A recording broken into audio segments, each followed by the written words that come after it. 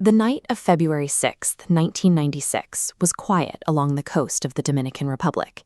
At Gregorio Luperon International Airport in Puerto Plata, a Boeing 757 taxied toward the runway, preparing for a long, overnight flight to Frankfurt. On board were 189 people. The cabin was mostly filled with German tourists returning from Caribbean vacations, alongside members of Poland's parliament. Up front, a crew of 13 prepared the aircraft for departure. In command was Captain Ahmet Erdem. At 60 years old, he was one of Birgenair's most senior pilots, carrying over 24,000 flight hours.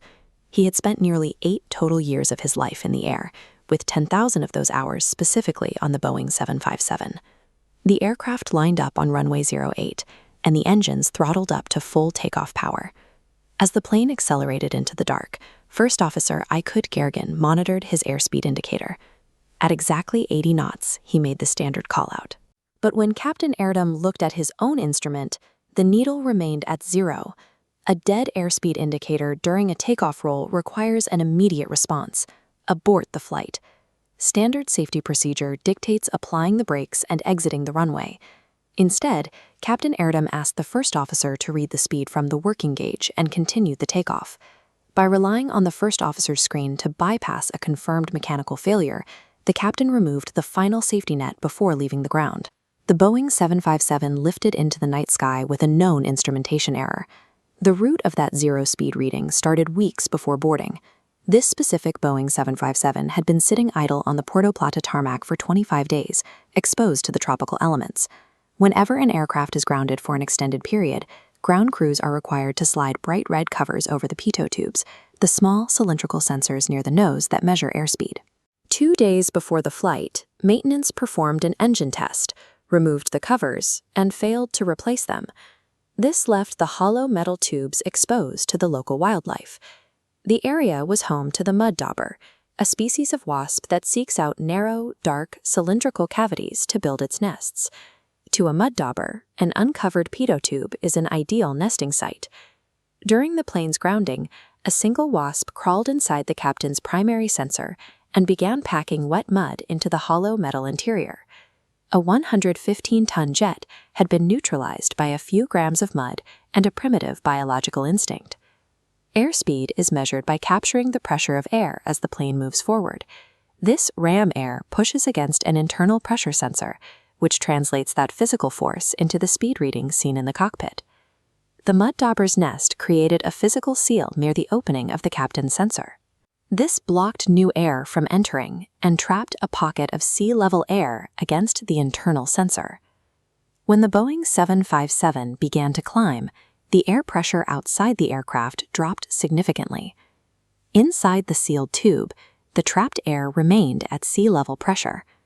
As the outside air thinned, that trapped high-pressure pocket expanded against the sensor. The system registered this expansion as an increase in speed. The plane was maintaining a normal climb, but the blocked pitot tube was now operating like an altimeter. The higher the plane climbed, the faster the instrument claimed it was going. Captain Erdem watched his previously dead gauge suddenly spring to life and accelerate. His primary display was feeding him a physics-based lie, and the aircraft's computers were programmed to trust it. At 3,500 feet, the captain engaged the autopilot. In this aircraft, the autopilot was configured to take its data directly from the captain's instruments, meaning the computer was now flying based entirely on the blocked sensor. As they climbed past 6,000 feet, the expanding air in the blocked tube pushed the captain's speed reading to 350 knots. An overspeed alarm blared in the cockpit, warning the crew they were flying dangerously fast. The pilots were now looking at 2 different realities. The captain's dial showed they were exceeding safe limits, but the first officer's gauge, fed by a working sensor, showed they were actually slowing down, dropping toward 200 knots. The autopilot reacted to the captain's data. To slow the aircraft down, the automated system pitched the nose up and reduced the engine power. As the nose rose, the plane lost actual airspeed. Suddenly, the control yokes began vibrating violently. This was the stick shaker, the final warning that the aircraft was flying too slowly and was about to stall. The overspeed alarm continued to blare, even as the control column shook with the force of an impending stall. The crew was now caught between clashing warnings, forced to decide which computer to believe as the aircraft lost its grip on the air. Surviving a crisis like this requires unified teamwork.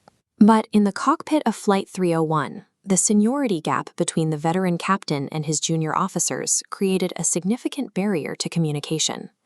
First Officer Gergen monitored his own instruments and saw the speed was decreasing. However, instead of forcefully taking control, his warnings to the captain remained polite and deferential. Captain Erdem was disoriented. Anchored to the overspeed alarm, he ignored the stick shaker and manually pulled the throttles back further, cutting engine power exactly when the plane needed thrust to survive. The Boeing 757 features active dual controls, meaning either pilot can fly the plane. First Officer Gergen could have pushed his yoke forward to drop the nose and save the aircraft, but he did not physically override the captain's inputs. Deprived of thrust and pointing sharply upward, the wings lost all lift. The aircraft stalled, the nose snapped down, entering a terminal plunge. At 11:47 p.m., 5 minutes after takeoff, Flight 301 slammed into the Atlantic. All 189 people on board were killed on impact. While a wasp and a blocked sensor triggered the emergency, the loss of the aircraft was the result of a communication failure within a rigid hierarchy. Rescue teams arriving at the site found only scattered debris. The Pitot tubes, which held the most vital physical evidence, sank into the ocean's silt and were never recovered. To find the cause of the crash, investigators needed the flight recorders. The U.S. Navy used a robotic submersible to descend over 7,200 feet to the ocean floor to retrieve the black boxes. The data on those recorders allowed investigators to map the false speed readings against the aircraft's true altitude. By cross-referencing this with maintenance logs, they confirmed that the instrumentation failure matched the profile of a blocked pitot tube. The data from these recorders transformed the investigation from a search for clues into a precise reconstruction.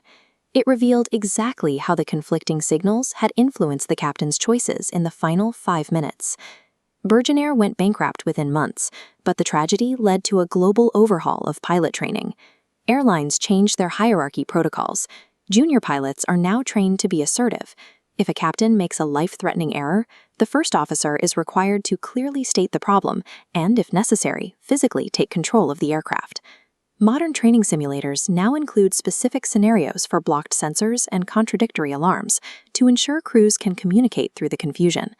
Boeing updated the 757 flight systems to include airspeed disagree alerts, which automatically notify pilots if their sensors provide conflicting data.